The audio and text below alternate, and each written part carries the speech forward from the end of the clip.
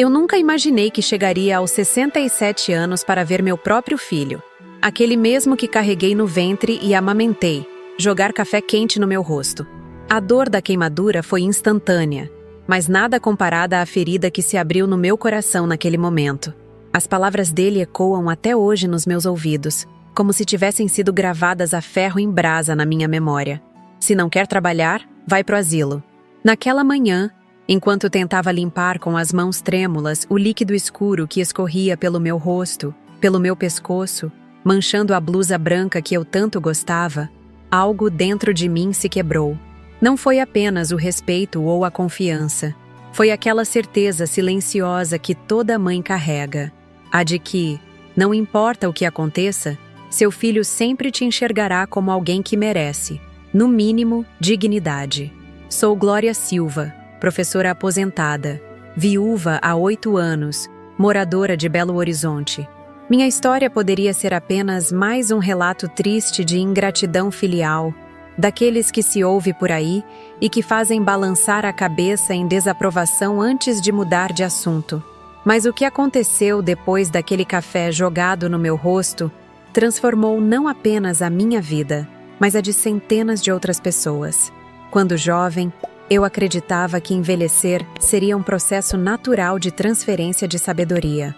Imaginava-me como aquelas avós dos filmes, cercada de netos atentos às minhas histórias, respeitada por minha experiência, consultada antes das grandes decisões familiares. A realidade mostrou-se completamente diferente. Com o tempo, fui me tornando invisível na própria casa, como um móvel antigo que ninguém tem coragem de jogar fora, mas que também ninguém realmente aprecia. Depois que Pedro, meu marido, faleceu de um infarto fulminante aos 62 anos, Mateus, nosso único filho, insistiu para que eu me mudasse para a casa dele. Mãe, a senhora não pode ficar sozinha naquele apartamento grande. Vem morar com a gente. As crianças vão adorar ter a avó por perto. As palavras dele pareciam sinceras, carregadas daquele amor filial que eu sempre cultivei com tanto cuidado. Lembro-me do dia da mudança. Cheguei à casa deles no bairro Mangabeiras com apenas 2 malas grandes. Vendi praticamente tudo que tinha acumulado em décadas de vida conjugal. Os móveis, as louças que ganhamos de casamento, os livros que Pedro e eu colecionávamos. Tudo foi negociado por uma fração do valor. O dinheiro depositei numa conta para emergências. A senhora não vai precisar disso, mãe. Aqui tem tudo que a senhora precisa, garantiu Mateus enquanto me mostrava o quarto de hóspedes nos fundos da casa, que seria meu novo lar. Os primeiros meses foram tranquilos. Eu acordava cedo, preparava o café da família, ajudava Juliana, de 12 anos, com os deveres de português, brincava com Lucas, de 8 anos, que tinha um brilho especial nos olhos quando eu contava histórias antigas. Fernanda, minha nora, parecia satisfeita com a ajuda extra, especialmente porque seus compromissos como arquiteta ocupavam boa parte do seu tempo. Foi sutilmente que as coisas começaram a mudar. Primeiro, foram comentários aparentemente inocentes. Dona Glória, essas receitas antigas têm muito açúcar. Não são muito saudáveis para as crianças hoje em dia. Depois, vieram as sugestões. Seria melhor não interferir tanto na educação das crianças. Cada geração tem seu jeito. Em pouco tempo, eram ordens disfarçadas.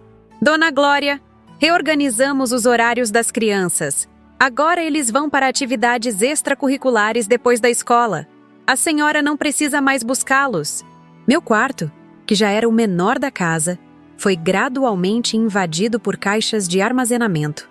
A mesa onde eu corrigia trabalhos voluntários para a alfabetização de adultos foi removida para dar lugar a equipamentos de ginástica que Fernanda não tinha onde colocar. Minhas fotografias antigas, os poucos objetos pessoais que trouxe comigo, foram discretamente retirados dos espaços comuns da casa. Estamos modernizando a decoração, justificou Fernanda. Mateus, sempre ocupado com sua carreira executiva, raramente estava presente nessas pequenas humilhações cotidianas. Quando eu tentava conversar com ele, ouvia sempre a mesma resposta. Mãe, a Fernanda sabe o que é melhor para a casa. A senhora precisa se adaptar. E assim, Dia após dia, fui me adaptando-me a ser menos, a ocupar menos espaço, a fazer menos barulho, a existir menos. Mesmo assim, eu seguia cumprindo meu papel. Lavava, passava, cozinhava, cuidava das plantas, ajudava as crianças quando permitido, fazia pequenos reparos na casa. Minha aposentadoria de professora, não muito generosa, ia quase toda para ajudar nas despesas da casa ou para presentes para os netos. Presentes que muitas vezes eram guardados sem entusiasmo, ou, pior, doados sem que eu soubesse. Houve momentos de alegria, claro. Os raros domingos em que Mateus decidia que todos almoçaríamos juntos. As noites em que Juliana vinha sorrateiramente ao meu quarto pedir ajuda com algum trabalho escolar que não conseguia resolver. As manhãs em que Lucas se esgueirava para minha cama, ainda sonolento, pedindo histórias sobre o vovô Pedro que eu não conheci. Eram pequenos oásis de afeto em um deserto crescente de indiferença. O incidente do café aconteceu em uma terça-feira comum. Na noite anterior, eu havia sentido dores intensas nas pernas, uma artrite que piorava com o tempo e o esforço constante. O médico do posto de saúde, que eu visitara escondida para não incomodar a família com meus problemas, recomendou repouso por alguns dias. Decidi que, só por aquela manhã, não me levantaria às 5h30 como de costume para preparar o café da família. Apenas uma manhã de descanso, pensei, enquanto ligava a pequena televisão do meu quarto para assistir ao noticiário matinal. Eram quase 7 horas quando ouvi os passos pesados de Mateus pelo corredor. A porta do meu quarto se abriu sem qualquer batida prévia. Privacidade era um luxo que eu já não possuía há muito tempo. Mãe, cadê o café? As crianças vão se atrasar para a escola. Fernanda já saiu para o escritório achando que a senhora tinha deixado tudo pronto. Tentei explicar sobre as dores, sobre a recomendação médica, mas as palavras mal saíram da minha boca, quando vi seu rosto transformar-se. Não era mais meu menino que estava ali. Era um estranho, com os olhos injetados de uma raiva que eu jamais havia visto. A senhora veio para essa casa para ajudar, não para dar trabalho. Acha que estamos em um hotel? Que pode ficar aí deitada vendo TV enquanto todos correm?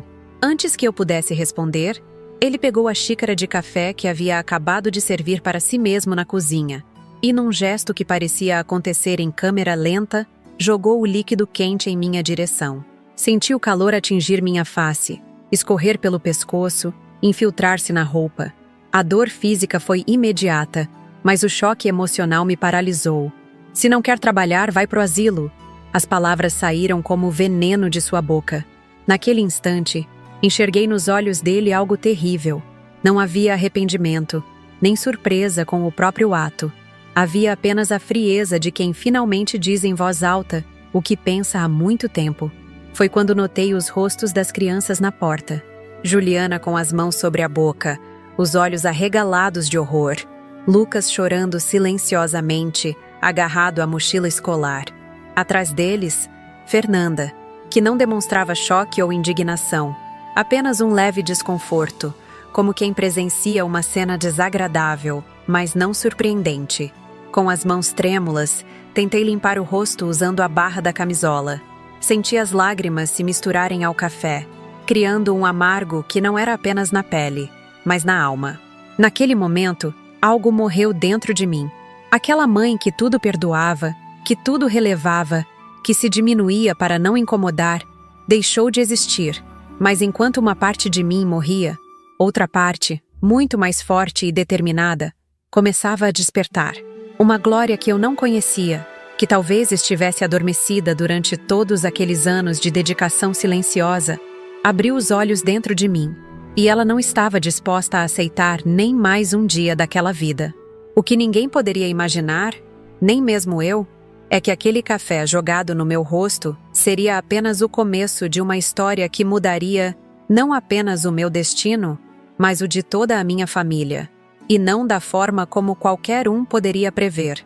Quando fiquei viúva, aceitei o convite do meu filho Mateus para morar com ele, a nora Fernanda e meus 2 netinhos na casa deles em Mangabeiras. Foi uma decisão que parecia fazer sentido na época. O apartamento onde morei com Pedro por quase 4 décadas, de repente se tornou grande demais, silencioso demais, como se os próprios cômodos ecoassem a ausência dele. As paredes que testemunharam tantas risadas, discussões, reconciliações e planos para o futuro agora pareciam me encarar com a mesma tristeza que eu carregava no peito. A proposta de Mateus veio durante o velório.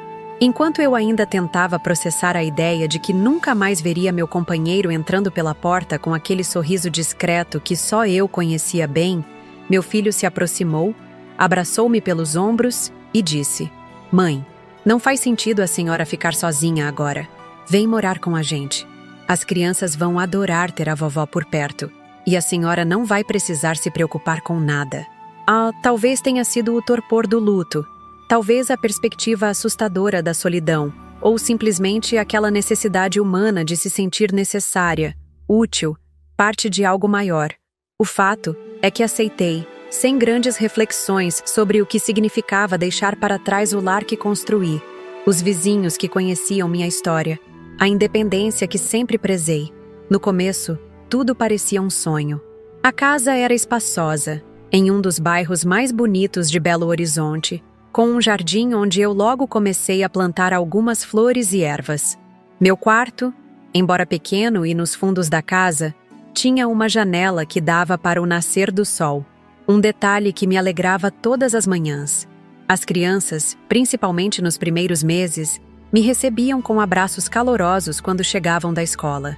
Juliana, com seus 12 anos e aquela inteligência aguçada que me lembrava tanto seu pai na mesma idade, adorava ouvir minhas histórias sobre os tempos em que eu lecionava. Lucas, o caçula de apenas 8 anos, tinha uma energia contagiante e uma curiosidade sem fim sobre como as coisas eram antigamente. Fernanda, minha nora, no início mostrava-se solícita. "Dona Glória, fique à vontade. Esta casa agora é sua também", dizia ela, embora suas palavras nunca parecessem realmente sinceras. Havia algo em seus olhos, uma reserva, uma avaliação constante que eu preferia ignorar. Afinal, nem todos têm a mesma facilidade para demonstrar afeto, e eu não queria ser aquela sogra que julga ou cria problemas. Estabeleci uma rotina que parecia agradar a todos. Acordava cedo, um hábito de décadas como professora, e preparava o café da manhã. Fazia questão de que fosse uma refeição completa. Frutas frescas, pães que às vezes eu mesma assava, ovos mexidos como Mateus gostava desde criança, café forte e aromático. Depois, ajudava as crianças a se prepararem para a escola, verificava se não esqueciam nenhum material, dava uma última ajeitada nas roupas que Fernanda separava na noite anterior. Quando a casa ficava vazia, eu começava as tarefas domésticas. Não que me pedissem explicitamente, mas parecia ser o acordo tácito. Em troca da acolhida, eu cuidaria da casa. Lavava, passava, arrumava, cozinhava. Preparava o almoço para quando Mateus voltasse em seu intervalo, sempre tentando lembrar dos pratos que ele mais gostava na infância. À tarde, buscava as crianças na escola, ajudava com as lições de casa, improvisava lanches especiais que faziam os olhos deles brilharem. Os fins de semana eram preenchidos com pequenos passeios ao parque próximo, sessões de cinema improvisadas na sala, jogos de tabuleiro que desenterrei do fundo do armário de brinquedos que raramente era aberto. "Vovó, você faz a casa ficar mais divertida", disse Juliana certa vez, enquanto preparávamos juntas um bolo de chocolate. Aquelas palavras ficaram guardadas no meu coração como um tesouro. Mas a harmonia começou a se desfazer sutilmente, como um tecido que se esgarça fio por fio, até que, de repente, você percebe o rasgo irreparável. O primeiro sinal veio cerca de 3 meses após minha mudança. Estava na cozinha, preparando uma das minhas sopas de legumes que Mateus tanto gostava desde criança, quando Fernanda entrou e, com um sorriso educado que não alcançava seus olhos, disse: "Dona Glória, agradeço o esforço, mas acho que vamos passar a pedir mais delivery durante a semana. Sabe como é? As crianças hoje em dia têm outros gostos, preferem comidas diferentes, e também precisamos controlar mais a alimentação deles." Fiquei parada, a colher de pau suspensa sobre a panela, sentindo o cheiro familiar dos temperos que eu mesma havia plantado no pequeno canteiro do jardim. Algo na forma como ela falou. Não era um pedido, nem uma sugestão, mas uma comunicação de uma decisão já tomada. Me fez entender que meu papel estava sendo redefinido sem meu consentimento. Claro, Fernanda. Só pensei que seria bom para as crianças terem uma alimentação caseira. Mas você é a mãe. Sabe o que é melhor? Respondi, engolindo o nó que se formava na garganta. Daquele dia em diante, os deliveries se tornaram mais frequentes. Minha sopa, que ficou pronta mesmo assim, permaneceu intocada na geladeira por dias, até que eu mesma, para evitar o desperdício, a consumisse em pequenas porções solitárias no meu quarto. As mudanças continuaram, sempre apresentadas como pequenos ajustes necessários, sempre com aquele sorriso educado que disfarçava mal a impaciência. Dona Glória, acho melhor a senhora não pegar mais as crianças na escola. Contratamos uma van escolar mais conveniente. Dona Glória, as roupas do Mateus precisam ser passadas de um jeito específico. Deixe que eu mostro para a diarista. Dona Glória, as crianças estão muito ocupadas com as atividades extras. Talvez não seja bom distraí-las com tantas histórias. Cada frase dessas era como um pequeno corte, aparentemente inofensivo, mas que sangrava em silêncio. Mateus, sempre absorto em seu trabalho, em suas ambições profissionais, parecia não notar, ou pior, concordar tacitamente com esse processo gradual de me tornar invisível na própria casa. O espaço físico que eu ocupava também foi se reduzindo. Meu pequeno quarto, inicialmente organizado com alguns poucos objetos pessoais que trouxe comigo, fotografias antigas, livros estimados, o abajur que Pedro me deu em nosso primeiro aniversário de casamento, foi sendo invadido por caixas de armazenamento temporário. Primeiro, uma pilha discreta no canto. Depois, estantes inteiras preenchidas com itens que não tinham outro lugar na casa. A senhora não se importa, não é? É só até reorganizarmos o sótão, explicou Fernanda, enquanto empilhava mais 3 caixas no espaço já reduzido. Eu apenas assenti, tentando ignorar a sensação claustrofóbica que se instalava. As fotografias que coloquei na estante da sala, uma de meu casamento com Pedro, outra de Mateus criança nos meus braços, uma mais recente com os netos, foram removidas durante uma renovação da decoração. Quando perguntei por elas, Fernanda respondeu distraidamente. Ah, guardei em algum lugar seguro.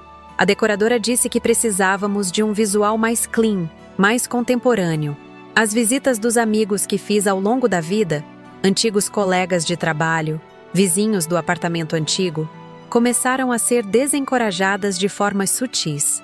Dona Glória, seria melhor avisar com mais antecedência quando a senhora for receber visitas. Este fim de semana não é bom. Teremos compromissos importantes. Talvez seja melhor a senhora encontrar seus amigos fora, num café, para ter mais privacidade. Gradualmente, meu mundo foi se encolhendo. Os almoços de domingo, que inicialmente eram momentos de reunião familiar, tornaram-se cada vez mais raros, substituídos por compromissos com amigos de Fernanda e Mateus, jantares em restaurantes onde eu não era convidada, ou simplesmente dias de descanso em que cada um ficava em seu canto da casa. Eu, invariavelmente, confinada ao meu quarto cada vez menor. As crianças, sempre sensíveis às mudanças na dinâmica familiar, também foram se afastando, embora de formas diferentes.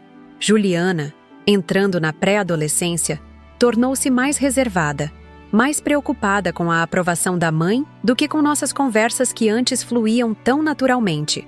Lucas ainda corria para meus braços ocasionalmente, mas suas visitas ao meu quarto tornaram-se mais furtivas, como se soubesse instintivamente que nossa proximidade não era mais encorajada.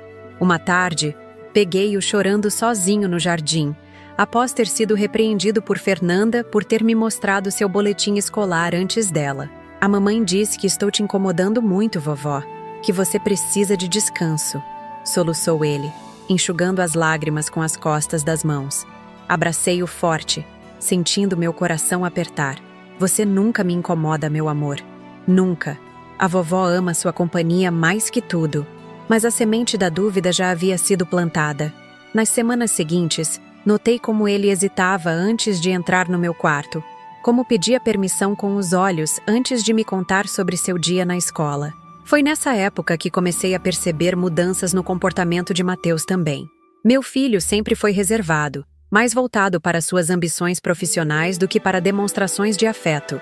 Mas havia entre nós um entendimento silencioso, uma conexão que ultrapassava palavras. Ou pelo menos era o que eu acreditava. Suas chegadas em casa tornaram-se mais tardias, seus cumprimentos mais mecânicos. Quando tentava conversar sobre algo além do trivial, um livro que li, uma notícia preocupante, uma memória de sua infância, ele checava o relógio, mexia no celular ou simplesmente respondia com monossílabos até que eu entendesse a mensagem não dita. Ele não tinha tempo ou interesse para minhas palavras. Houve um episódio particularmente doloroso durante um jantar raro em que estávamos todos à mesa. Comentei sobre um livro que havia terminado de ler, algo sobre as transformações sociais no Brasil nas últimas décadas. Estava empolgada por ter algo substantivo para compartilhar, algo além das trivialidades domésticas às quais minha existência parecia ter sido reduzida.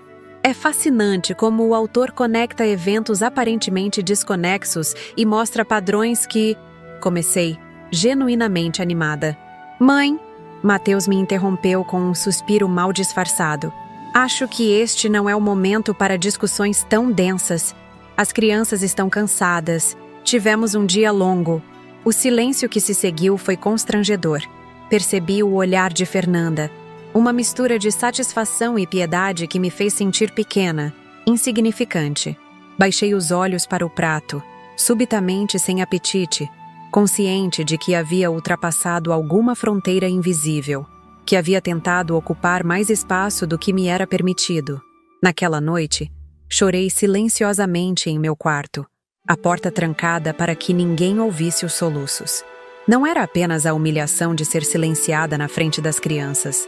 Era a percepção crescente de que, naquela casa, eu não era uma pessoa com pensamentos, sentimentos e contribuições válidas. Eu era, na melhor das hipóteses, uma ajudante conveniente.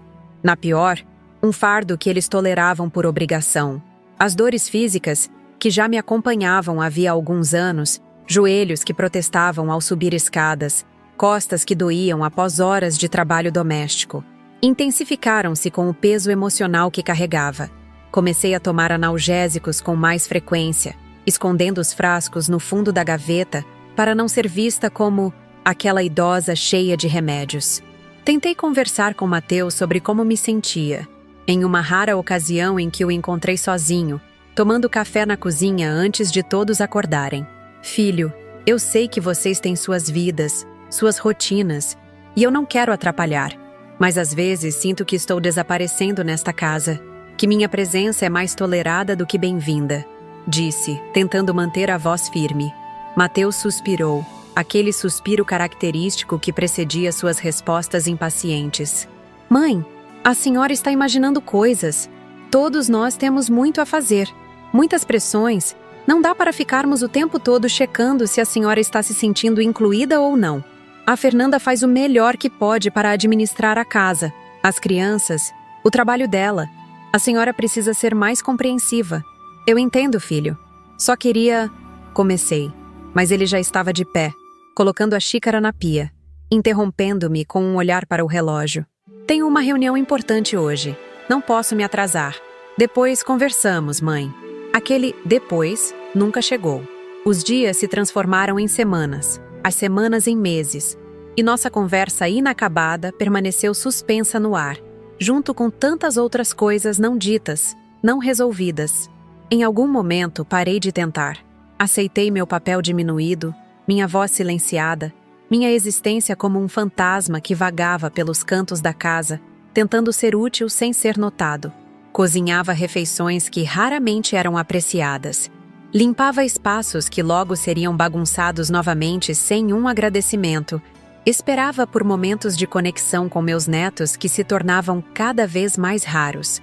As dores nas pernas pioraram. Um médico do posto de saúde, que visitei sozinha, tomando 3 ônibus para chegar lá porque não queria incomodar pedindo carona, diagnosticou uma artrite avançada, agravada pelo excesso de esforço físico. Recomendou repouso, fisioterapia, medicamentos mais fortes. A senhora tem alguém que possa ajudá-la em casa? Perguntou ele com genuína preocupação. Menti. Disse que sim, que minha família era muito atenciosa. Não conseguia admitir, nem para mim mesma, a realidade da minha situação. Foi naquela manhã fatídica, após uma noite especialmente dolorosa em que mal consegui dormir por causa das dores nas pernas, que decidi, apenas por aquele dia, ficar na cama um pouco mais. Apenas uma pequena concessão ao meu corpo cansado. Uma pequena pausa na rotina de servidão silenciosa que havia se tornado minha vida. Não imaginava que essa pequena decisão, tão insignificante, tão humana, seria o estopim para revelar a verdade que eu tentava negar. Na casa do meu filho, eu não era mais do que uma serviçal sem salário, uma presença tolerada apenas enquanto fosse útil, conveniente, invisível. E quando Mateus entrou no meu quarto naquela manhã, furioso porque o café não estava pronto, quando ele jogou o líquido quente no meu rosto e gritou para que eu fosse para o asilo se não quisesse trabalhar, a máscara finalmente caiu. Não havia mais como fingir, nem para mim mesma, que eu ainda tinha um lugar naquela família. O que eu não sabia, enquanto tentava limpar o café do meu rosto e do meu pijama, enquanto engolia as lágrimas de humilhação diante do olhar horrorizado dos meus netos, é que aquele momento terrível seria o catalisador de uma transformação que eu jamais imaginei possível. Que daquela dor, daquela humilhação, nasceria uma força que eu não sabia que existia dentro de mim. Uma força que mudaria tudo. Estava assistindo meu programa matinal na TV quando Mateus desceu para o café. Aquela terça-feira havia começado como tantas outras, com a diferença de que meu corpo, após anos de trabalho silencioso, finalmente gritava por descanso.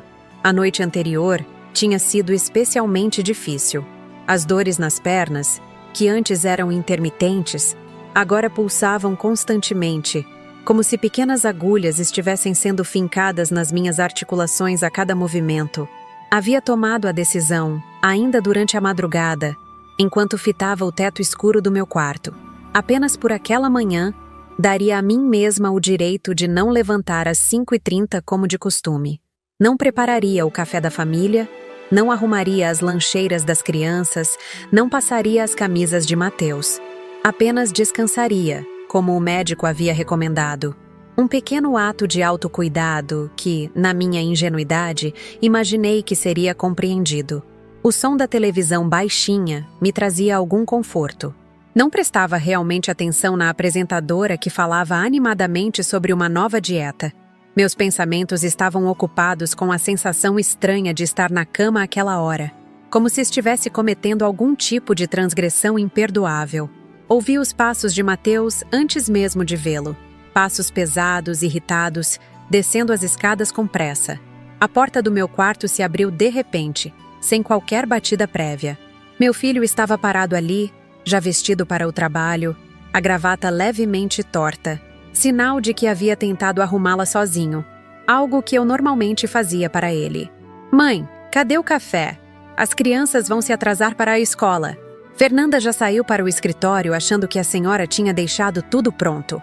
Havia uma urgência em sua voz, mas também algo mais profundo, uma irritação que parecia desproporcional à situação. Tentei me sentar na cama, ignorando a pontada aguda de dor que subiu pela minha coluna. Filho, desculpe. Estou com muita dor nas pernas hoje. O médico do posto recomendou que eu descansasse. Pensei que só por hoje... Não consegui terminar a frase. Vi o rosto de Mateus transformar-se, como se uma máscara tivesse caído. Seus olhos, que sempre achei tão parecidos com os do pai, agora brilhavam com uma raiva que eu nunca havia testemunhado antes. Médico? Que médico? A senhora anda saindo por aí sem avisar ninguém? E desde quando a senhora tem problemas de saúde que eu não sei? A incredulidade na minha voz foi instantânea. Mateus, eu tenho tentado falar sobre minhas dores há meses. Semana passada mesmo, comentei durante o jantar que a senhora veio para essa casa para ajudar, não para dar trabalho. Acha que estamos em um hotel? Que pode ficar aí deitada vendo TV enquanto todos correm? A interrupção foi tão abrupta, tão carregada de ressentimento, que fiquei momentaneamente sem palavras. Notei que ele segurava uma xícara de café, provavelmente a única que conseguiu preparar sozinho antes de vir me procurar. O líquido escuro oscilava perigosamente com os gestos bruscos de suas mãos. Filho, eu só preciso descansar hoje. Amanhã estarei melhor e... Aconteceu tão rápido que, por um instante, meu cérebro não conseguiu processar. Mateus, em um gesto que parecia ocorrer em câmera lenta, arremessou o conteúdo da xícara em minha direção.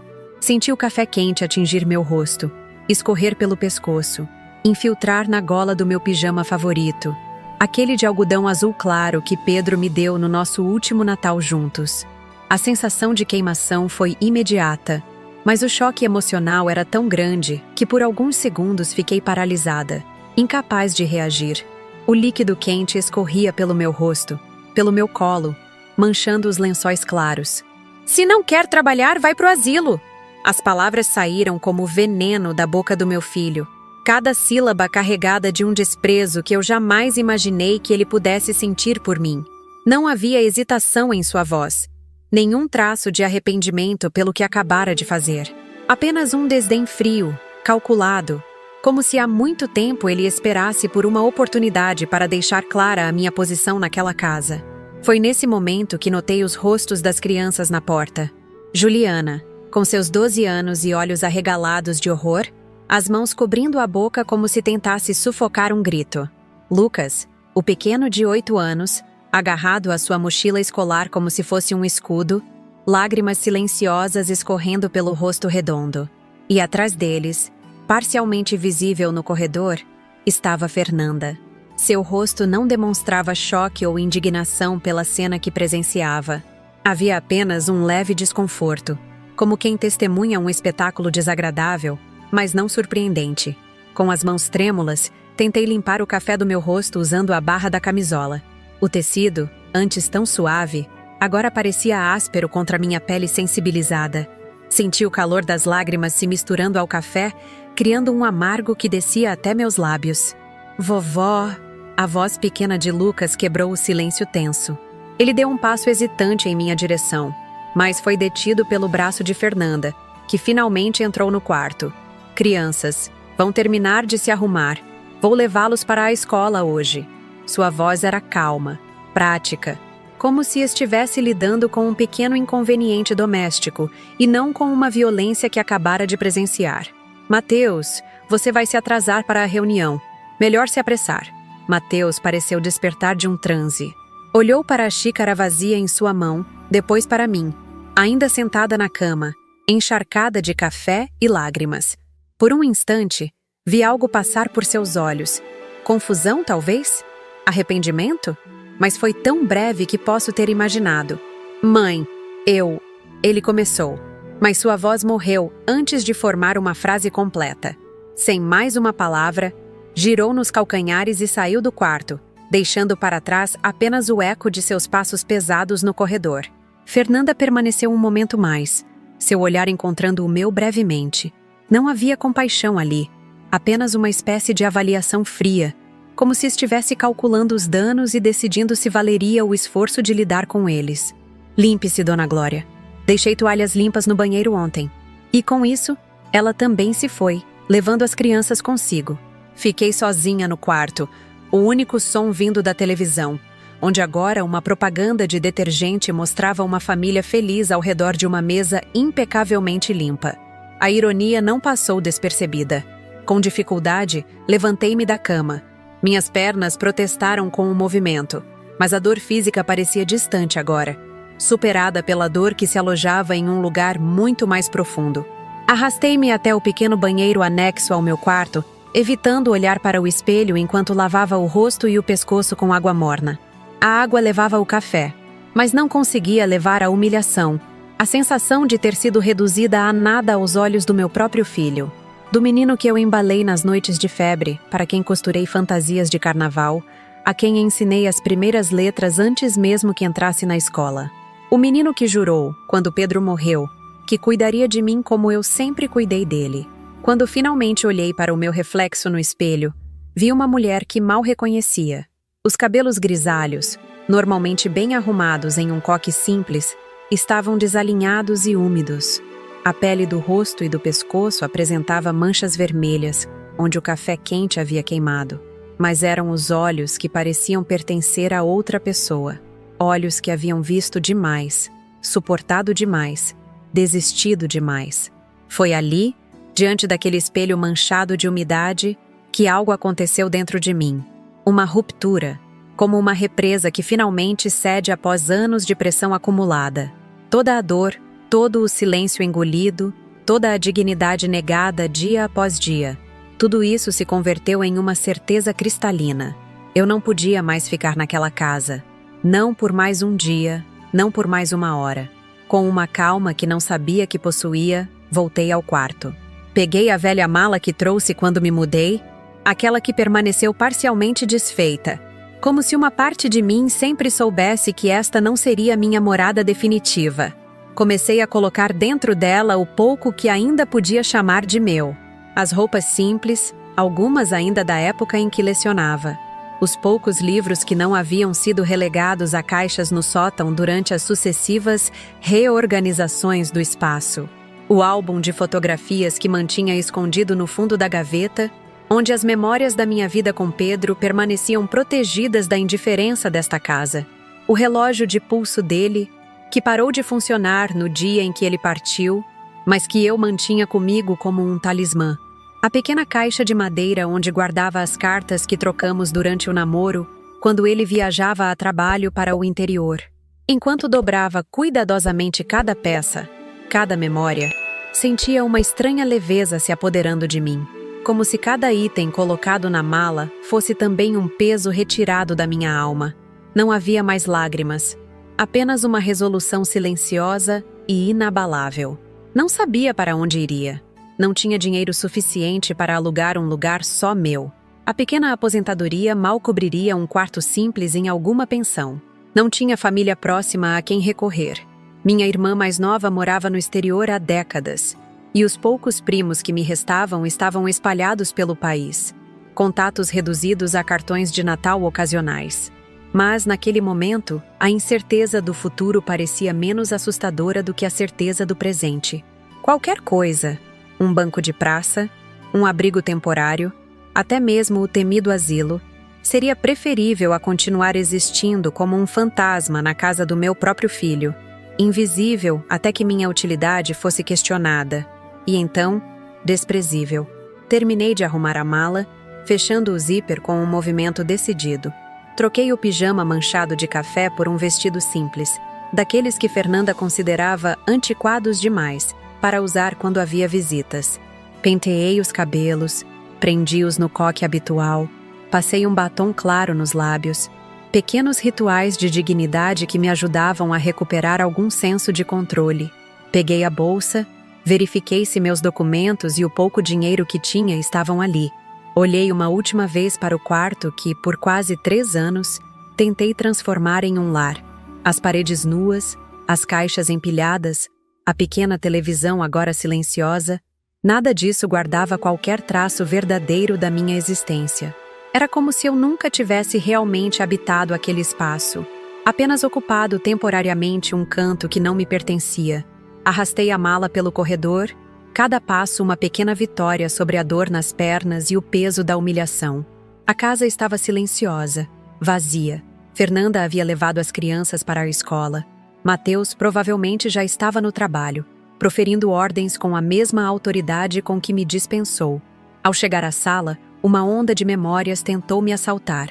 Ali estava o sofá onde, nos primeiros meses, sentava com as crianças para contar histórias. A mesa onde, ocasionalmente, todos se reuniam para um jantar em família. A estante de onde minhas fotografias haviam sido removidas para dar lugar a objetos decorativos sem alma, escolhidos por combinarem com a paleta de cores da decoradora. Resisti ao impulso de olhar para trás enquanto caminhava em direção à porta da frente. Não havia nada ali que merecesse uma despedida sentimental. Aquela casa nunca foi minha, e agora eu entendia que nunca seria. Abri a porta e o ar da manhã me atingiu como uma carícia inesperada. O sol brilhava com uma intensidade que parecia irônica dada a escuridão dos últimos acontecimentos. A rua tranquila do bairro Mangabeiras se estendia à minha frente, os jardins bem cuidados das casas vizinhas, os carros caros estacionados nas garagens. Um cenário de prosperidade que escondia, como eu bem sabia agora, suas próprias misérias silenciosas. Não havia planejado o que faria a seguir. Para onde iria com uma mala, pouco dinheiro e as pernas doloridas?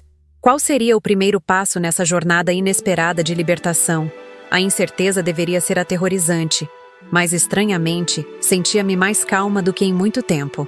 Foi nesse momento que ouvi o som de uma buzina.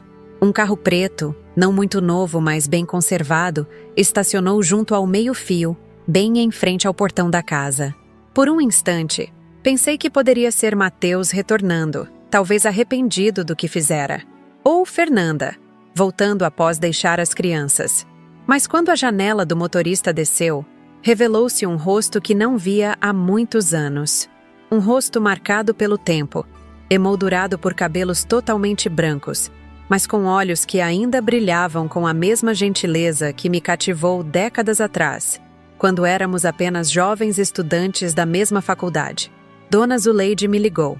Vim o mais rápido que pude, disse Antônio, seu olhar avaliando a mala ao meu lado, as marcas vermelhas ainda visíveis no meu pescoço. Ela viu tudo da janela da casa dela. Estava preocupada. Fiquei sem palavras por um momento. Dona Zuleide era a vizinha idosa que morava na casa ao lado. Uma senhora reservada com quem trocava apenas cumprimentos educados ocasionalmente.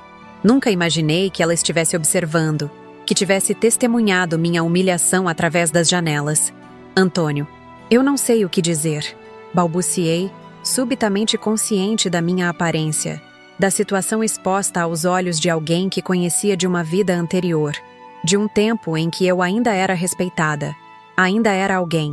Ele saiu do carro, aproximou-se com passos calmos e pegou minha mala sem fazer perguntas. Seus movimentos eram gentis, respeitosos, como se entendesse a fragilidade do momento sem precisar de explicações. Não precisa dizer nada agora, Glória. Vamos sair daqui primeiro. Sua voz era baixa, firme, reconfortante. Dona Zuleide ofereceu sua casa para você ficar o tempo que precisar. Ela tem um quarto de hóspedes que raramente usa. Olhei uma última vez para a casa que por quase 3 anos tentei chamar de lar. Não havia nostalgia, apenas uma certeza crescente de que o que estava deixando para trás não era um refúgio, mas uma prisão que eu mesma ajudei a construir com meu silêncio, minha aceitação, minha necessidade desesperada de ainda ser útil. Ainda ser amada. Estou pronta, disse, surpresa com a firmeza na minha própria voz. Antônio abriu a porta do passageiro para mim, um gesto simples de cortesia que há muito não experimentava. Enquanto me acomodava no banco, percebi que as dores nas pernas, embora ainda presentes, pareciam menos importantes agora, como se meu corpo entendesse que estávamos finalmente nos movendo na direção certa, para longe da fonte de uma dor muito mais profunda. O carro começou a se afastar lentamente. Através do retrovisor, vi a casa de Mateus e Fernanda ficando para trás, diminuindo a cada metro, até se tornar apenas mais uma construção elegante entre tantas outras naquele bairro privilegiado. Para onde vamos agora? Perguntei, mais para mim mesma do que para Antônio. Ele sorriu, um sorriso gentil que chegava até seus olhos. Para um lugar onde você possa se curar, Glória. E depois, para onde você quiser. Naquele momento, enquanto o carro seguia pelas ruas arborizadas de Belo Horizonte, compreendi que o café jogado no meu rosto não tinha sido apenas um ato de crueldade. Tinha sido, ironicamente, o despertar que eu precisava. A queimadura que finalmente me fez sentir algo além da dormência emocional em que vinha existindo. E enquanto nos afastávamos do passado, senti algo que não experimentava há muito tempo. A possibilidade de um futuro que, embora incerto, seria verdadeiramente meu. Saí daquela casa com uma mala pequena e a dignidade ferida. O carro de Antônio seguia pelas ruas de Belo Horizonte, enquanto eu tentava processar tudo o que havia acontecido nas últimas horas. A sensação da pele queimada pelo café ainda persistia, mas era a queimadura invisível dentro do peito que mais doía. Olhei para minhas mãos, enrugadas pelo tempo e pelo trabalho, e percebi que elas tremiam levemente, não de medo como poderia supor, mas de uma estranha mistura de indignação e libertação. Estamos chegando, disse Antônio, interrompendo meus pensamentos. Dona Zuleide já está nos esperando. A casa de Dona Zuleide era uma construção antiga em um bairro mais simples que Mangabeiras. Não tinha o luxo ostensivo da residência de Mateus e Fernanda, mas possuía uma dignidade própria, daquelas casas que envelhecem com graça, acumulando histórias em cada canto. Um pequeno jardim na frente, com roseiras bem cuidadas, dava as boas-vindas aos visitantes. Ela nos esperava na varanda, uma senhora de 75 anos com cabelos brancos presos em um coque simples, muito parecido com o meu. Seus olhos, emoldurados por rugas profundas, revelavam uma sabedoria adquirida com os anos. Quando me viu saindo do carro, apressou-se em minha direção, ignorando sua própria dificuldade para andar. Glória, minha querida, entre, disse ela, tomando minhas mãos entre as suas. Vamos cuidar de você agora. Fui conduzida a um quarto simples, mas acolhedor. Uma cama de solteiro com colcha feita à mão, uma cômoda antiga de madeira escura, uma janela que dava para o jardim dos fundos. Nas paredes, alguns quadros com paisagens serenas.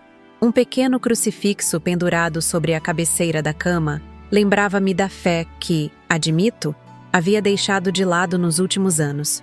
Fiz um chá de camomila, disse Dona Zuleide, retornando ao quarto com uma bandeja.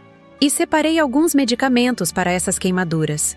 Sentei-me na beira da cama enquanto ela aplicava cuidadosamente uma pomada nas manchas vermelhas do meu rosto e pescoço. Seus movimentos eram gentis, precisos, como se cuidasse de uma criança. Foi nesse momento, sob esse toque maternal, que eu mesma havia oferecido a tantos, mas recebido tão pouco ultimamente, que as lágrimas finalmente vieram. Não eram lágrimas silenciosas, como as que derramei por meses na casa de Mateus. Eram soluços profundos, viscerais, que pareciam vir do fundo da alma. Chore, minha filha, sussurrou Dona Zuleide, envolvendo-me em seus braços magros, mas surpreendentemente fortes. Chore tudo o que precisa chorar. Às vezes, é só depois da tempestade que podemos ver o céu azul novamente. Chorei por horas, me parecia. Chorei pelo filho que pensei conhecer e que se revelou um estranho cruel. Chorei pelos netos que talvez nunca mais visse crescer. Chorei pelo tempo perdido tentando ser aceita onde nunca fui verdadeiramente bem-vinda. E, talvez mais importante, chorei pela mulher que eu fui um dia. Forte, independente, respeitada, e que havia permitido ser diminuída até quase desaparecer. Quando finalmente me acalmei, Antônio reapareceu à porta. Ele havia saído discretamente durante meu colapso, oferecendo-me a privacidade que eu precisava naquele momento vulnerável. Trouxe algumas coisas que achei que você poderia precisar, disse ele, colocando sobre a cômoda uma sacola de farmácia. Analgésicos para as dores nas pernas, pomada adicional para as queimaduras e... Ele hesitou por um momento, um leve rubor colorindo suas faces marcadas pelo tempo. Um caderno novo. Lembro que você sempre gostou de escrever. Aquele pequeno gesto, tão simples e ao mesmo tempo tão profundamente atencioso, me tocou de uma forma que não esperava. Como ele poderia lembrar desse detalhe sobre mim depois de tantos anos? Nós mal nos conhecíamos na faculdade. Eu, estudante de letras focada em me tornar professora. Ele, cursando biblioteconomia, sempre cercado de livros. Tínhamos poucos amigos em comum, algumas aulas compartilhadas, e ainda assim, ele lembrava que eu costumava carregar um caderno para anotar pensamentos, poemas, reflexões. Obrigada, consegui dizer, a voz ainda rouca do choro, por tudo isso, por estar aqui. Ele apenas assentiu, um sorriso gentil nos lábios. Descanse agora. Amanhã podemos conversar mais. Os dias seguintes passaram em uma espécie de névoa. Dormia muito, o corpo finalmente respondendo ao esgotamento acumulado de anos de serviço constante e noites mal dormidas. Quando estava acordada, ficava na pequena varanda dos fundos da casa de Dona Zuleide, observando os pássaros no jardim, ou folheando algumas das revistas antigas que ela guardava em uma estante no corredor. Não havia televisão no quarto, o que inicialmente me incomodou. Havia me acostumado a tê-la como companhia constante, um ruído de fundo para disfarçar a solidão. Mas logo descobri que o silêncio tinha seu próprio valor, permitindo que meus pensamentos, por tanto tempo suprimidos, finalmente pudessem se organizar. Foi no quarto dia na casa de Dona Zuleide que Antônio voltou a me visitar. Estava na varanda, tentando completar um jogo de palavras cruzadas de uma revista, quando o vi chegando pelo jardim, carregando uma pasta de couro sob o braço. "Bom dia, Glória", cumprimentou ele, sentando-se na cadeira vazia ao meu lado. "Como estão se sentindo hoje? As dores melhoraram?" "Um pouco", respondi, notando que, de fato, as pernas doíam menos. Talvez fosse o descanso, ou talvez a ausência do estresse constante de tentar ser invisível e indispensável ao mesmo tempo. "O que o traz aqui tão cedo?" Ele ajeitou os óculos no rosto, um gesto que reconheci como sinal de nervosismo. "Tenho uma proposta para fazer. Ou melhor, uma sugestão." Abriu a pasta e retirou alguns papéis.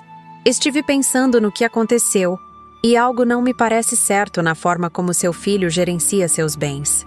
Franzi o senho confusa. "Meus bens? Não tenho bens, Antônio. Vendi quase tudo quando me mudei para a casa de Mateus.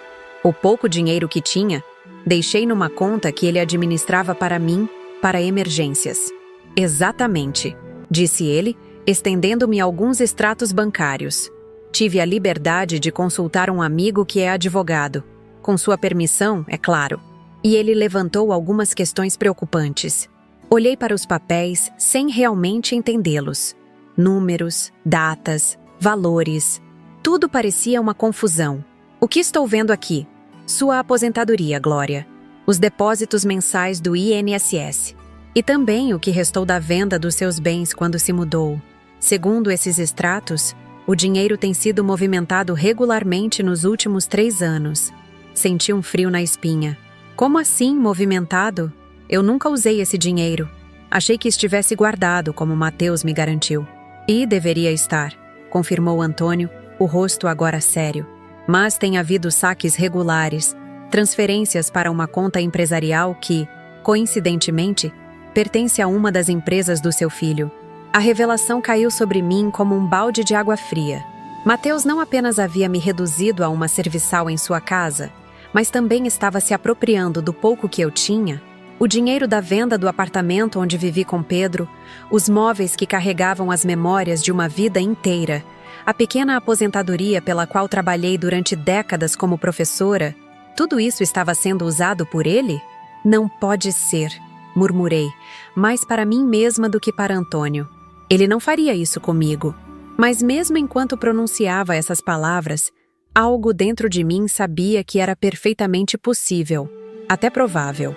O homem que jogou o café quente no rosto da própria mãe, que a ameaçou com um asilo quando ela ousou pedir um dia de descanso, esse homem seria capaz de roubar dela? "Meu amigo advogado acha que temos um caso sólido de apropriação indébita", continuou Antônio. "Especialmente porque você nunca autorizou formalmente essas transferências." "E há mais, Glória." Ele retirou outro documento da pasta. Era uma escritura. Reconheci imediatamente o endereço. O pequeno apartamento no centro da cidade onde morei com Pedro durante quase 4 décadas. "Você disse que vendeu o apartamento antes de se mudar", disse Antônio. "Mas, segundo os registros oficiais, o imóvel continua em seu nome. Nunca houve transferência de propriedade." Senti a cabeça girar. "Mas como?" "Mateus cuidou de tudo. Disse que havia encontrado um comprador, que o valor era justo considerando as condições do mercado. Ele me trouxe papéis para assinar. Papéis que aparentemente não eram os de venda do imóvel", completou Antônio. "Meu palpite é que eram procurações, dando a ele amplos poderes para administrar seus bens. Com isso, ele poderia alugar o apartamento e receber os valores sem seu conhecimento." A sensação de traição era tão profunda que parecia física, como se algo dentro do meu peito estivesse sendo rasgado. O filho que criei, que amei incondicionalmente, que coloquei sempre em primeiro lugar, esse mesmo filho havia me enganado dessa forma tão calculada? "Por quê?" perguntei, a voz embargada. "Por que ele faria isso? Mateus sempre teve tudo. Demos a ele a melhor educação que podíamos pagar. Apoiamos sua carreira. Ele tem um bom emprego, uma casa bonita. Talvez seja exatamente isso." respondeu Antônio suavemente. Aquela casa em Mangabeiras, os carros de luxo, as viagens internacionais. Já me perguntei se tudo isso é realmente compatível com o salário de um executivo, mesmo um bem-sucedido. Talvez haja mais nessa história do que conseguimos ver agora. Fiquei em silêncio, tentando assimilar todas essas informações. Era demais para processar de uma só vez. Meu filho não era apenas cruel e ingrato. Era também um ladrão, alguém que não hesitou em se aproveitar da própria mãe. O que fazemos agora? Perguntei finalmente, sentindo-me completamente perdida. Isso depende de você, Glória, disse Antônio, colocando gentilmente sua mão sobre a minha. Podemos procurar a polícia, registrar uma queixa formal. Ou podemos abordar Mateus diretamente, confrontá-lo com o que descobrimos. Ou ainda, ele hesitou, claramente desconfortável com o que estava prestes a sugerir. Ou ainda, insisti, ou podemos investigar mais a fundo antes de tomar qualquer decisão, completou ele. Tenho um amigo, Jorge, que é investigador particular, aposentado da polícia, mas ainda mantém contatos. Ele poderia nos ajudar a entender melhor o que está acontecendo com os negócios do seu filho. A ideia de investigar Mateus secretamente me causou um aperto no coração. Apesar de tudo o que havia acontecido, uma parte de mim ainda o via como um menino que corria para meus braços quando caía no playground, que me mostrava orgulhoso seus desenhos da escola, que chorou no meu ombro quando levou o primeiro fora de uma namorada. Mas outra parte de mim, a que ainda ardia com as queimaduras do café e da humilhação, queria respostas. Precisava entender até onde ia essa traição. E, mais importante, precisava recuperar o que era meu por direito. Não apenas os bens materiais, mas minha dignidade, meu lugar no mundo. Vamos investigar. Decidi finalmente. Quero saber a verdade, por mais dolorosa que seja. Antônio assentiu, apertando levemente minha mão em um gesto de apoio. Vou entrar em contato com Jorge hoje mesmo. E não se preocupe com os custos. Considere isso um investimento na justiça. Nos dias que se seguiram, enquanto Jorge conduzia sua investigação discreta, fui gradualmente retomando forças. As dores nas pernas diminuíam a cada dia, graças aos medicamentos adequados e ao descanso que Dona Zuleide insistia que eu mantivesse. As marcas das queimaduras no rosto e pescoço começavam a desaparecer, embora eu suspeitasse que algumas deixariam cicatrizes permanentes, tanto na pele quanto na alma. Comecei a usar o caderno que Antônio me dera, primeiro apenas para organizar pensamentos soltos, depois para registrar memórias da minha vida antes que tudo desmoronasse. Lembranças de Pedro, da nossa juventude juntos, dos primeiros anos de Mateus, tão cheios de esperança e amor. Era como costurar retalhos de uma colcha que havia sido despedaçada, tentando recuperar o desenho original. Uma semana após iniciarmos a investigação, Antônio apareceu novamente, desta vez acompanhado de Jorge. Um homem de meia idade com olhos perspicazes que pareciam notar cada detalhe ao seu redor. Senhora Glória, cumprimentou-me ele respeitosamente. Tenho algumas informações que acredito que a senhora vai querer ouvir. Sentamos na sala de estar de Dona Zuleide, que se retirou discretamente para nos dar privacidade, não sem antes deixar uma bandeja com café, ironia que não passou despercebida, e biscoitos caseiros. Seu filho está envolvido em atividades questionáveis há pelo menos 5 anos, começou Jorge, abrindo uma pasta semelhante à que Antônio trouxera dias antes. A empresa dele, oficialmente uma consultoria financeira, serve como fachada para um esquema de lavagem de dinheiro bastante sofisticado. Senti o ar escapar dos meus pulmões. Lavagem de dinheiro? Mateus? Jorge assentiu gravemente. Consegui acessar alguns registros bancários e comunicações. Ele recebe grandes quantias de empresários que querem limpar dinheiro obtido ilegalmente. Através de uma série de transações complexas, esse dinheiro é reinserido no mercado como se fosse proveniente de fontes legítimas. E o apartamento? Minha aposentadoria? Perguntei, temendo a resposta. São apenas uma pequena parte do esquema, confirmou Jorge. Seu apartamento está sendo alugado a um valor bem acima do mercado, provavelmente como parte de algum acordo de lavagem. E sua aposentadoria? Bem, Ela simplesmente engrossava o caixa das operações dele. Fiquei em silêncio, tentando absorver o impacto dessas revelações. Meu filho não era apenas cruel comigo. Era um criminoso, alguém que vivia à margem da lei, que construíra sua prosperidade aparente sobre mentiras e fraudes. Há mais uma coisa, acrescentou Jorge hesitante. Durante minha investigação, encontrei evidências de que seu filho está planejando uma grande operação nos próximos dias. Uma transferência substancial para contas no exterior, possivelmente se preparando para deixar o país antes que as autoridades descubram o esquema. Ele fugiria? Perguntei, incrédula. E Fernanda? As crianças? Pelo que pude observar, a esposa dele está ciente de tudo. Provavelmente partiria com ele. Quanto às crianças, Jorge fez uma pausa, claramente desconfortável. É difícil dizer, senhora. Uma onda de náusea me invadiu. Juliana e Lucas, meus netos inocentes, envolvidos nessa teia de mentiras e crimes? Talvez arrancados da escola, dos amigos, levados para algum país distante onde cresceriam sob a sombra das ações do pai? O que podemos fazer? Perguntei, a voz trêmula de emoção. Foi Antônio quem respondeu, colocando uma mão reconfortante sobre meu ombro. Temos provas suficientes para levar às autoridades. Jorge tem contatos no Ministério Público, pessoas que tratariam o caso com a discrição necessária. Mas você está pensando nas crianças, completou ele, compreensivo. No escândalo, no impacto que isso teria sobre todos. Assenti silenciosamente. Apesar de tudo, apesar da traição, da humilhação, do roubo, eu ainda me preocupava com o bem-estar dos meus netos. Ainda me importava com o que aconteceria a Mateus, mesmo que ele não merecesse minha consideração. Há outra opção, sugeriu Jorge, trocando um olhar significativo com Antônio. Uma abordagem mais estratégica. Que tipo de abordagem? Perguntei intrigada. Em vez de irmos diretamente às autoridades, poderíamos usar o que sabemos como uma forma de pressão, confrontar seu filho com as evidências, exigir a devolução do que é seu por direito e garantir que ele cesse imediatamente essas atividades criminosas. Uma chance de redenção? Perguntei, um lampejo de esperança se acendendo em meu peito.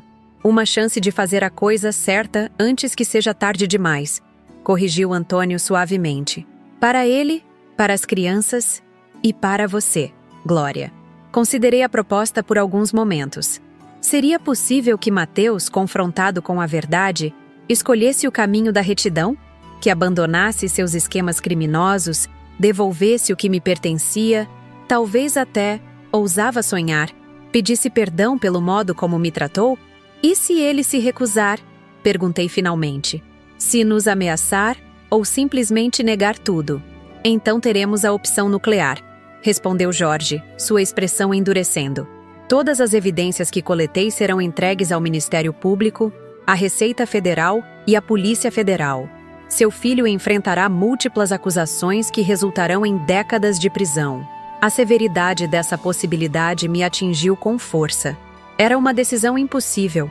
Oferecer uma última chance de redenção ao filho que me traiu ou entregá-lo imediatamente à justiça que ele tão claramente merecia. Fechei os olhos por um momento, buscando clareza em meio ao turbilhão de emoções.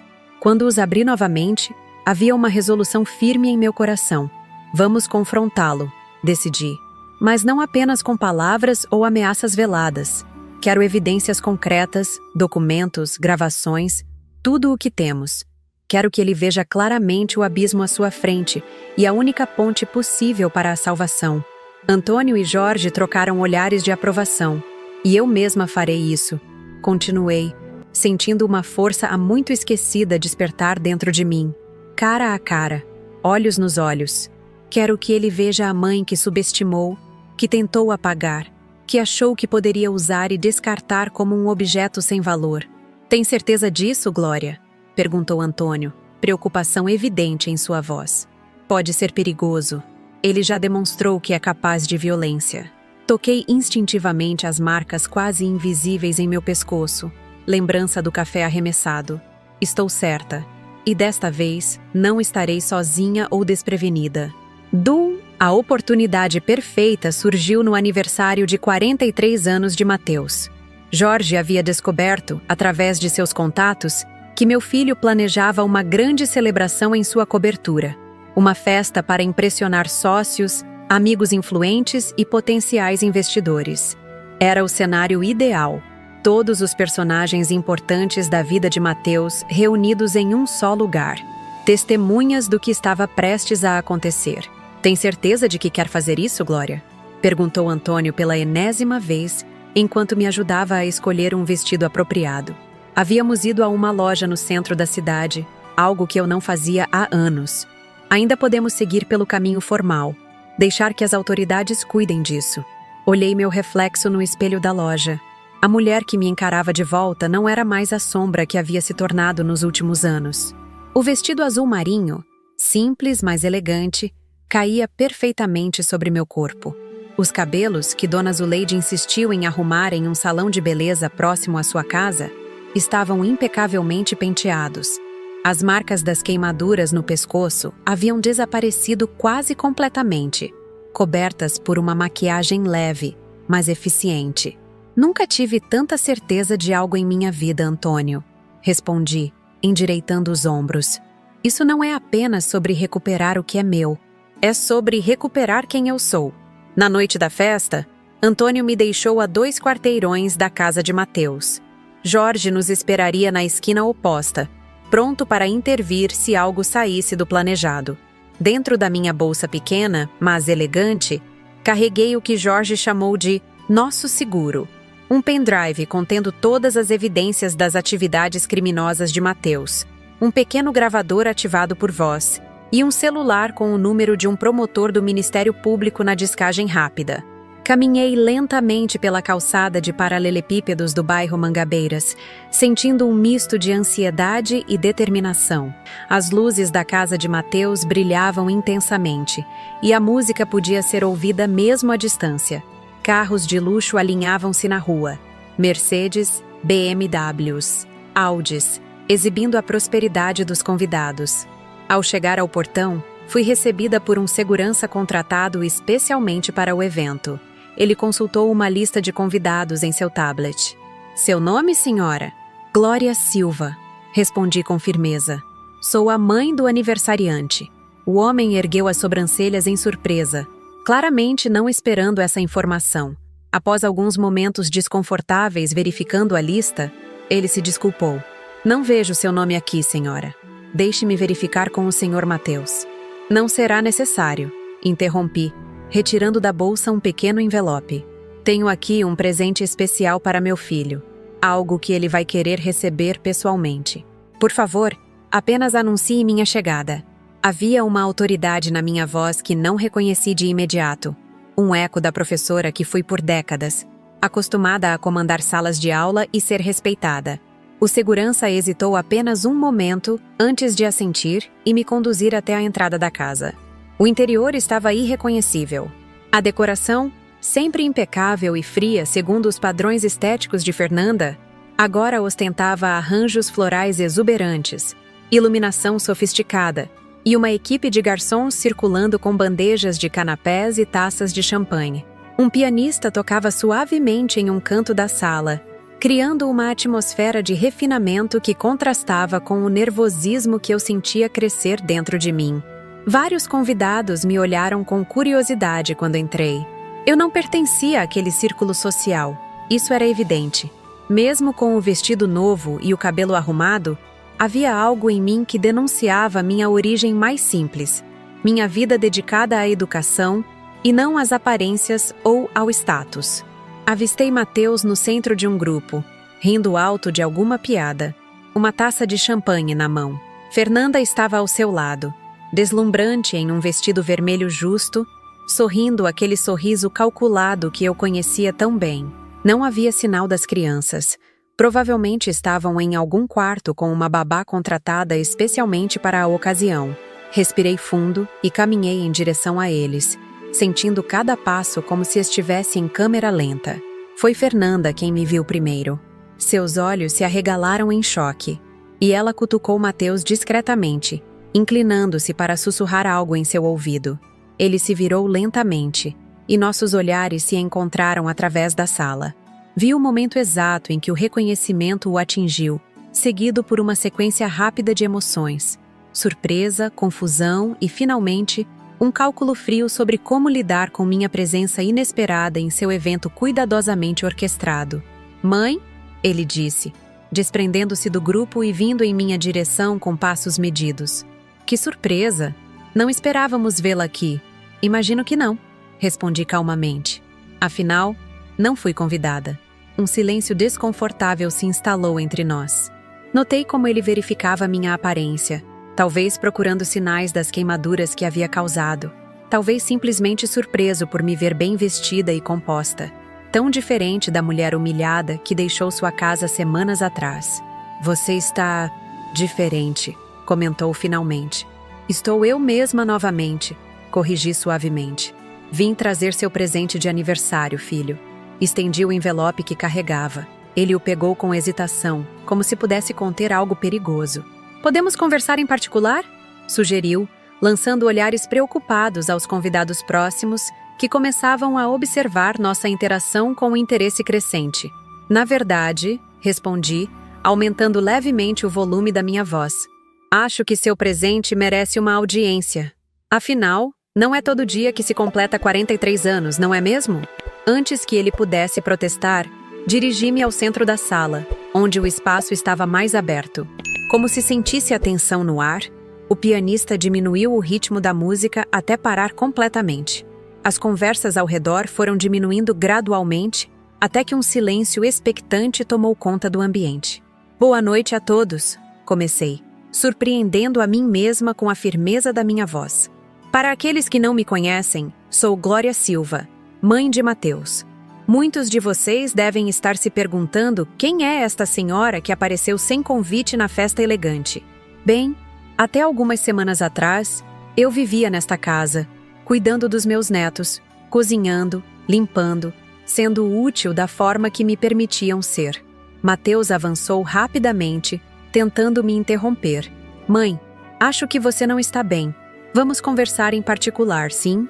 "Estou perfeitamente bem, filho", respondi, dando um passo para trás para manter distância.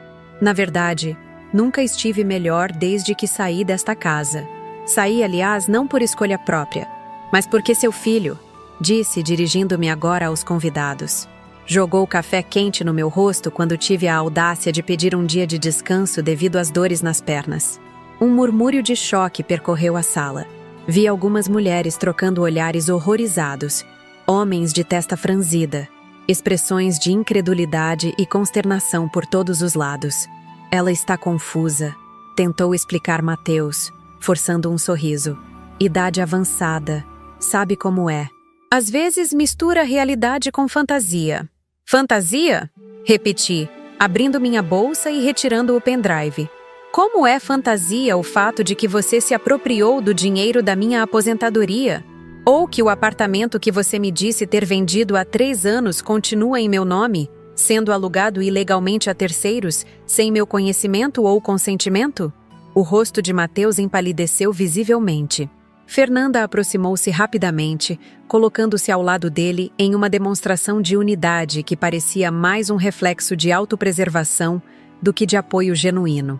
"Dona Glória está passando por um momento difícil", interveio ela, dirigindo-se aos convidados com seu melhor sorriso social.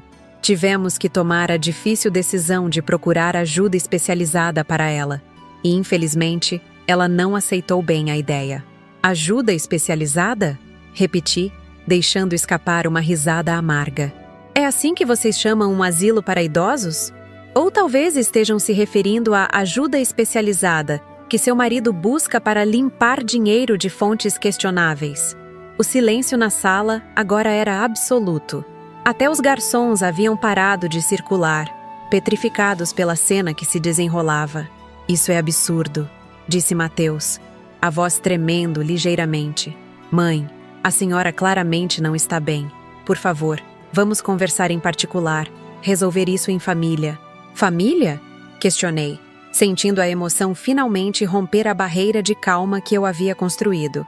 "Que família, Mateus? Aquela em que a mãe é tratada como serviçal até o momento em que não pode mais servir? Aquela em que o filho rouba as economias de uma vida inteira da própria mãe para financiar seu estilo de vida luxuoso e seus negócios escusos? Notei movimentos no canto da sala. Alguns convidados começavam a se retirar discretamente, claramente desconfortáveis com o rumo dos acontecimentos. Outros, porém, permaneciam imóveis, incapazes de desviar o olhar do drama familiar que se desenrolava diante deles. Foi nesse momento que vi Jorge entrar silenciosamente na sala, posicionando-se estrategicamente perto da porta. Nosso plano estava em ação. Ele havia contatado pessoas específicas entre os convidados, aqueles que poderiam fazer a diferença quando as revelações viessem à tona. Senhoras e senhores, continuei, erguendo o pendrive para que todos pudessem ver. Neste pequeno dispositivo estão todas as provas do que estou dizendo. Extratos bancários mostrando transferências ilegais da minha conta para empresas de fachada. Documentos provando que meu apartamento continua em meu nome, enquanto meu filho embolsa o aluguel. E mais importante, evidências detalhadas do esquema de lavagem de dinheiro que financia esta casa, estes carros de luxo, esta festa extravagante. Mateus avançou rapidamente, tentando arrancar o pendrive da minha mão. Chega! Você não sabe do que está falando! Recuei, mantendo o dispositivo fora de seu alcance. Sei exatamente do que estou falando, filho. E sabe quem mais vai saber? O promotor do Ministério Público que está esperando minha ligação.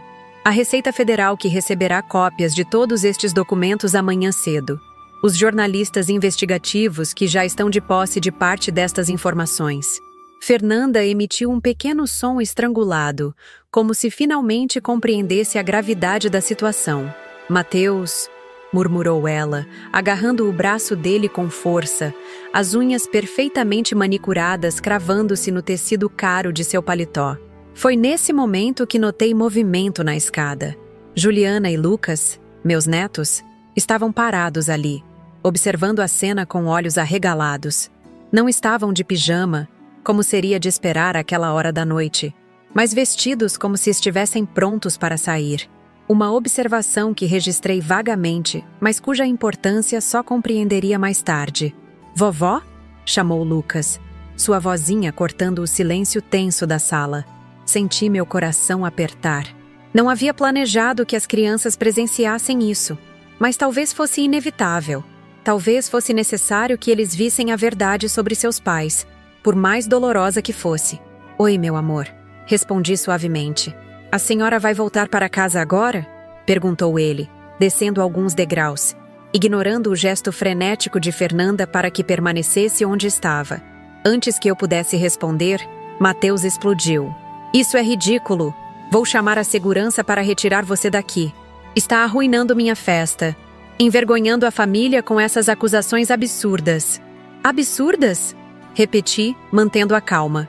Então você nega que se apropriou do meu dinheiro? Nega que alugou meu apartamento sem minha autorização? Nega que está envolvido em esquemas de lavagem de dinheiro? Ela está delirando! Gritou ele para os convidados, muitos dos quais agora se afastavam visivelmente, criando um círculo vazio ao nosso redor. É a idade, entendem? Está confusa misturando coisas.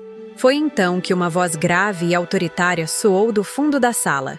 Na verdade, Sr. Silva, as acusações parecem bastante específicas e bem fundamentadas. Um homem de meia idade, com um terno discreto, mas evidentemente caro, deu um passo à frente. Reconheci-o imediatamente das fotografias que Jorge me mostrara. Era o promotor do Ministério Público, um dos convidados especiais que havíamos garantido que estaria presente. Dr. Mendes, promotor federal, apresentou-se ele. Não para Mateus, mas para a sala em geral. Vim a este evento a convite de um colega, mas confesso que não esperava um espetáculo tão esclarecedor. Ao lado dele, outro homem se manifestou. Carlos Almeida, Receita Federal. Curioso como as informações que recebemos anonimamente na semana passada parecem se encaixar perfeitamente com o que estamos ouvindo agora. O rosto de Mateus perdeu toda a cor. Seus olhos saltavam de um convidado a outro, como se buscasse desesperadamente por aliados, por uma saída. Fernanda, por sua vez, recuava lentamente em direção à escada, onde as crianças permaneciam paralisadas. Isso é um mal-entendido, balbuciou Mateus, a confiança anterior completamente evaporada. Posso explicar tudo. São negócios complexos, estruturas fiscais legítimas que podem parecer... Poupe-nos, Mateus. Interrompi suavemente. O tempo das mentiras acabou. Nesse momento, Jorge se aproximou discretamente de mim, sussurrando em meu ouvido. Agentes federais acabam de chegar. Estão do lado de fora, esperando autorização para entrar e cumprir mandados de busca e apreensão. Assenti levemente, sentindo uma estranha calma me envolver. Não havia planejado que as coisas chegassem a esse ponto tão rapidamente. Esperava um confronto, talvez uma negociação, uma chance para Mateus reconhecer seus erros e tentar corrigi-los. Mas ele escolheu o caminho da negação até o fim, e agora enfrentaria as consequências. "Vovó!" chamou novamente Lucas, agora ao pé da escada. "O que está acontecendo?" Caminhei até ele e me ajoelhei, ignorando o protesto das minhas articulações. "Está acontecendo justiça, meu amor. Às vezes, os adultos cometem erros graves, e precisam enfrentar as consequências deles. A senhora vai levar o papai embora?" perguntou ele, lágrimas brilhando em seus olhos. "Não, querido. Não sou eu quem vai levar seu pai, mas ele precisará responder por algumas coisas que fez." Juliana desceu também, parando ao lado do irmão. Aos 12 anos, ela compreendia muito mais do que deixava transparecer. "É por isso que estamos com as malas prontas?" Papai disse que íamos viajar hoje à noite depois da festa, que era uma surpresa. Troquei um olhar rápido com Jorge, que assentiu discretamente, confirmando o que eu já suspeitava. Mateus planejava fugir do país com a família logo após a festa, provavelmente utilizando documentos falsos e contas no exterior preparadas para essa eventualidade. Antes que eu pudesse responder à minha neta, a porta da frente se abriu e vários agentes federais entraram, liderados por um homem de expressão severa que imediatamente se dirigiu a Mateus. "Mateus Silva? Sou o agente Rodrigues da Polícia Federal.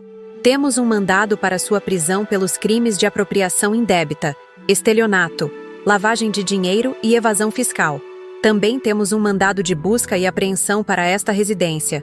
O que se seguiu foi um borrão de atividade. Mateus sendo algemado e lido seus direitos, Fernanda gritando histericamente enquanto outros agentes a impediam de interferir, convidados em pânico tentando sair o mais rápido possível, alguns cobrindo o rosto para não serem fotografados pelos agentes que documentavam a cena. No meio desse caos, permaneci com meus netos, abraçando-os, tentando protegê-los do trauma de ver os pais sendo levados. Antônio havia entrado na casa também e se juntou a nós. Sua presença sólida e reconfortante ao meu lado. "O que vai acontecer com a gente agora, vovó?" perguntou Juliana, sua voz pequena e assustada, apesar da maturidade que tentava demonstrar. Olhei para Antônio, que assentiu encorajadoramente, e então para as crianças. "Vocês virão comigo, meus amores.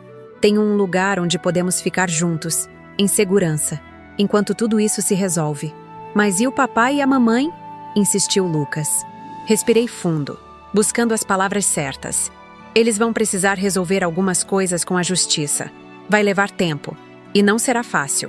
Mas estarei com vocês a cada passo do caminho. Prometo." Enquanto os últimos convidados se retiravam e os agentes federais começavam a vasculhar metodicamente a casa, Mateus foi conduzido até a porta. Ele parou brevemente ao passar por nós, seu olhar encontrando o meu uma última vez. "Por quê, mãe?" perguntou ele, a voz rouca de emoção. Raiva, desespero, talvez até um lampejo tardio de arrependimento. "Por que fez isso comigo?"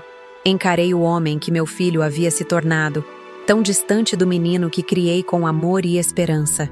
"Não fiz isso com você, Mateus. Você fez isso consigo mesmo.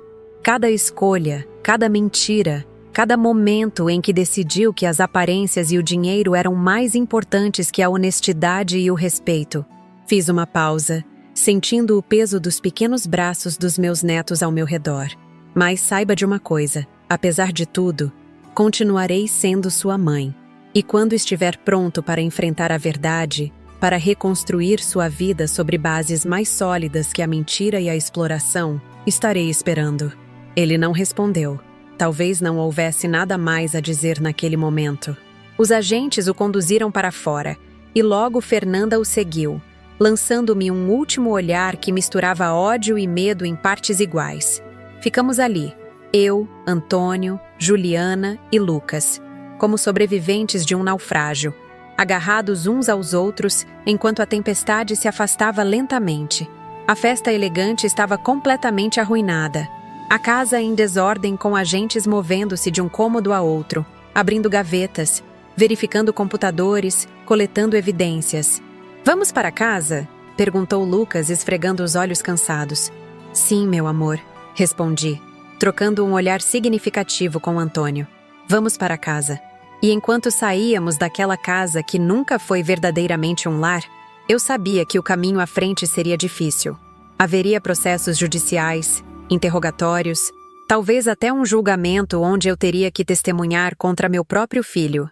Haveria noites em que as crianças chorariam pela ausência dos pais, perguntas para as quais eu não teria respostas fáceis, feridas que levariam tempo para cicatrizar. Mas pela primeira vez em muitos anos, sentia que estava seguindo o caminho certo.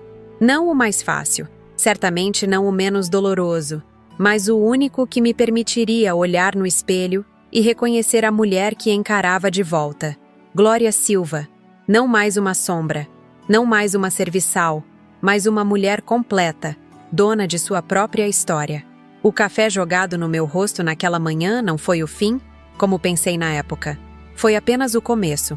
Doloroso, sim, mas necessário, de uma jornada de redescoberta e redenção que continuaria nos dias, meses e anos por vir. Hoje, 3 anos depois, enquanto observo Juliana e Lucas brincando no jardim da casa que dividimos com Antônio e Dona Zuleide, penso em como a vida pode mudar em um instante. Aquele café quente jogado no meu rosto, que parecia ser o fim do mundo, na verdade foi o começo da minha libertação. Às vezes precisamos chegar ao fundo do poço para encontrar a força de subir novamente. Mateus foi condenado a 12 anos de prisão por seus crimes. Fernanda pegou uma pena menor, 5 anos, por cumplicidade. Meu apartamento foi recuperado, assim como minhas economias, embora grande parte do dinheiro já tivesse sido perdida nos esquemas ilícitos. Mas a verdadeira riqueza que recuperei não pode ser medida em reais. Foi minha dignidade, minha identidade, meu direito de existir como uma pessoa completa e não apenas como uma sombra conveniente. As crianças sofreram, é claro. Como não sofreriam? Ver os pais sendo levados em algemas, enfrentar os olhares curiosos e por vezes cruéis dos colegas de escola, adaptar-se a uma nova vida, tudo isso deixou cicatrizes. Mas crianças são surpreendentemente resilientes quando recebem amor genuíno e consistente. Hoje, Juliana é uma adolescente brilhante de 15 anos, apaixonada por justiça social, talvez inspirada pelo que testemunhou tão jovem. Lucas, agora com 11, continua sendo aquele menino doce e sensível, embora mais confiante, mais seguro de seu lugar no mundo. Visito Mateus na prisão uma vez por mês. No início, ele se recusava a me ver, consumido pela raiva e pela humilhação. Com o tempo, algo mudou. Não posso dizer que houve um grande momento de arrependimento, um pedido dramático de perdão. A vida real raramente é tão teatral. Foi mais sutil.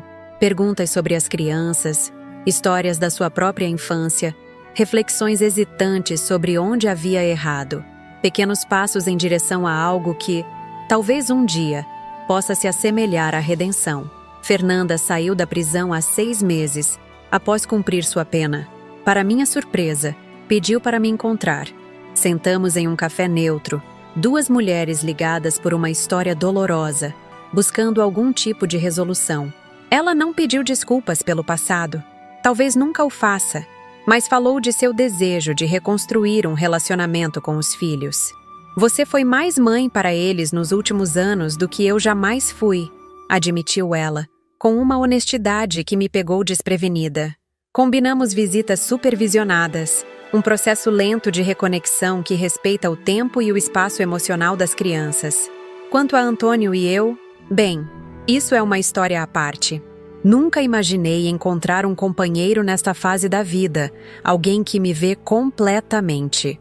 Não apenas como uma mãe, uma avó, uma cuidadora, mas como uma mulher com desejos, sonhos, ideias próprias. Casamos no ano passado, uma cerimônia simples no jardim com as crianças, Dona Zuleide, e alguns amigos que fiz no grupo de apoio para idosos que sofrem abuso familiar. Sua livraria, Páginas ao Vento, agora tem um cantinho especial de literatura infantil que ajudo a coordenar, com tardes de contação de histórias que trazem de volta a professora que sempre fui no coração, o Instituto Renascer, que fundei com parte do dinheiro recuperado e doações de pessoas tocadas pela minha história, já ajudou centenas de idosos a saírem de situações de abuso e negligência. Oferecemos abrigo temporário, assistência jurídica, apoio psicológico e, o mais importante, um caminho para a independência e o redescobrimento da própria identidade. Ninguém é apenas um fardo para ser carregado ou descartado. Digo sempre nos treinamentos que ministro para assistentes sociais e profissionais de saúde. Cada pessoa, não importa a idade, tem valor, voz e o direito fundamental à dignidade. Essa jornada não foi fácil. Houve noites em que chorei até adormecer, dilacerada pela dor de ter que escolher entre a proteção dos meus netos e a liberdade do meu filho. Momentos em que questionei se havia feito a coisa certa, se não poderia ter encontrado uma solução menos drástica. Dias em que o peso das responsabilidades, 2 crianças traumatizadas, um filho na prisão, uma nova vida para construir do zero, parecia grande demais para carregar. Mas em cada um desses momentos difíceis, lembrava-me daquela manhã, do café quente escorrendo pelo meu rosto, das palavras cruéis: se não quer trabalhar, vai pro asilo.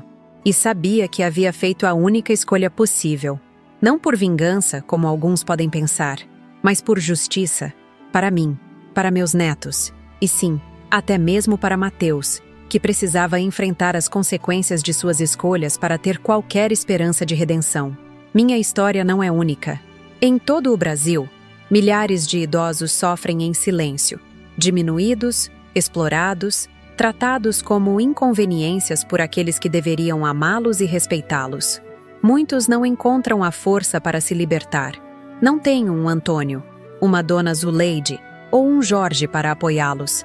É por eles que compartilho minha experiência, por mais dolorosa que seja de reviver. Se você está assistindo a este vídeo e se reconhece na minha história, se você também tem sido tratado como um fardo, se sua voz tem sido silenciada, se seu valor tem sido medido apenas pela sua utilidade, saiba que você não está sozinho. Saiba que merece respeito, amor e dignidade. Saiba que nunca, jamais, é tarde demais para recomeçar. E se você conhece alguém nessa situação, um pai, uma mãe, um avô, uma avó, um vizinho, não feche os olhos. A cumplicidade silenciosa é o que permite que o abuso continue. Estenda a mão, ofereça a ajuda, seja a ponte para uma vida melhor. Esta é a missão do canal Vovó. Lembrou, trazer à luz histórias como a minha, criar um espaço de reconhecimento e validação para quem sofre, e mostrar caminhos possíveis para a libertação e reconstrução da vida. Não é um trabalho fácil. Reviver esses momentos, expor feridas ainda sensíveis, enfrentar os comentários ocasionalmente cruéis ou céticos. Deu muito trabalho produzir este vídeo, cada palavra cuidadosamente escolhida para honrar não apenas minha experiência, mas a de tantos outros. Se esta história tocou você de alguma forma, peço que se inscreva no canal Vovó Lembrou. Seus comentários são fundamentais, não apenas para mim, mas para outros que assistem e talvez precisem daquele empurrãozinho final para buscar ajuda. Conte nos comentários se você conhece situações parecidas, se já testemunhou algo assim, ou simplesmente o que sentiu ao ouvir minha história. Esse tipo de conversa salva vidas. Acredite. O like neste vídeo ajuda a alcançar mais pessoas, a quebrar o silêncio que protege os agressores e não as vítimas. Compartilhe com quem você acha que precisa ouvir esta mensagem de esperança e transformação. E se você puder, considere apoiar nosso canal através do Valeu Demais. uma forma de doação que nos permite continuar este trabalho. Cada contribuição, por menor que seja, ajuda a cobrir os custos de produção e nos permite trazer novos conteúdos diariamente. Com seu apoio, podemos expandir nosso alcance, melhorar a qualidade técnica dos vídeos e talvez até criar materiais educativos para distribuição em centros de assistência social e grupos de apoio a idosos. Esta não é apenas a minha história. É a história de uma geração que construiu este país com o suor do seu trabalho e que merece envelhecer com dignidade. É a história de famílias quebradas por valores distorcidos, onde o respeito é substituído pela conveniência. E, acima de tudo, é uma história de esperança, de que nunca é tarde para recuperar as rédeas da própria vida, para erguer a voz e dizer: eu existo, eu importo, eu mereço respeito. De Belo Horizonte para todo o Brasil, eu, Glória Silva, agradeço por você ter me ouvido. E lembre-se, o café que um dia queimou meu rosto acabou acendendo uma chama muito mais forte dentro de mim. Uma chama que, espero, possa iluminar o caminho de outros que ainda vivem na escuridão.